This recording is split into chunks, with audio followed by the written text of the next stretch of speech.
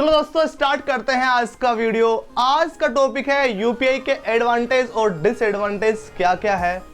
UPI 2016 में launch हुआ था, उसके बाद में यूपीआई की ग्रोथ में दिन दोगुनी रात चौगुनी वृद्धि हुई है।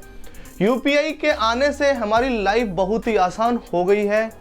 वैसे तो यूपीआई के एडवांटेज ज़्यादा है और डिसएडवांटेज बहुत कम है, फिर भी हम एक एक करके आज उन पे बात करते हैं। तो चलो स्टार्ट करते हैं वीडियो को बिना टाइम वेस्ट किए हुए। सबसे पहले हम यूपीआई के एडवांटेज की बात करते हैं कि इसके एडवांटेज क्या क्या है। एडवांटेज की कड़ी में सबसे पहला है ईज ऑफ यूज। इसका मतलब ये है कि यूपीआई से पेमेंट करना बहुत ही आसान और सिंपल है। 2016 में यूपीआई लॉन्च हुई थी, उसके बाद में यूपीआई ने हमारी लाइफ को बहुत ही आसान और सिंपल बना दिया है। यूपीआई से अगर हम किसी को फंड ट्रांसफ़र करते हैं तो बहुत ही कम समय में फंड ट्रांसफ़र हो जाता है। सिर्फ हमें वहाँ पर यूपीआई पिन नंबर ही इंटर करना पड़ता है। दूसरा एडवांटेज इसका है फ्री ट्रांजेक्शन्स।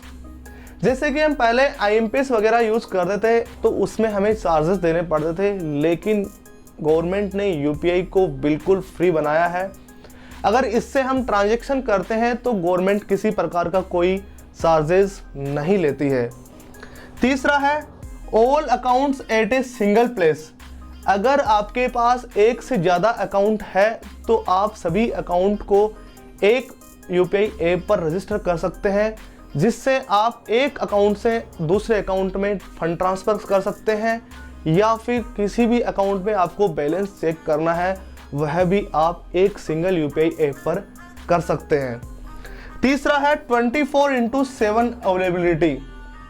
कई बार गवर्नमेंट्स हॉलीडे रहते हैं या फिर वीकेंड्स रहता है, कई सर्विसेज होती है जो अवेलेबल नहीं रहती है, लेकिन यूपीआई एक ऐसी सर्विस है जो आपके लिए 24/7 अवेलेबल रहती है। उसके बाद में पांचवा पॉइंट है इन्हांस्ड सिक्योरिटी।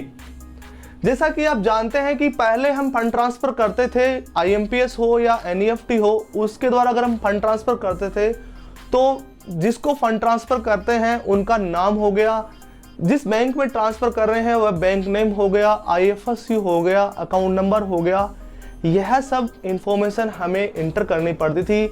लेकिन यूपीआई में सिर्फ आपको यूपीआई आईडी या फिर क्यूआर कोड से पैसा ट्रांसफ़र करते हैं, जिससे आपकी अकाउंट की सिक्योरिटी बनी रहती है। उसके बाद में लास्ट पॉइंट है कैशबैक ऑब्लिक रिवार्ड्स। अगर हम यूपीआई से किसी को फंड ट्रांसफ़र करते हैं तो हमें कई बार रिवार्ड्स या कैशबैक भी मिलते हैं। यह इसका एक अच्छा एडवांटेज है। यूपीआई के एडवांटेज के साथ साथ इसके कुछ डिसएडवांटेज भी हैं, जिनके बारे में हम एक एक करके बात करते हैं। डिसएडवांटेज की कड़ी में सबसे पहला जो इसका डिसएडवांटेज है वह है लोअर ट्रांजैक्शन लिमिट्स।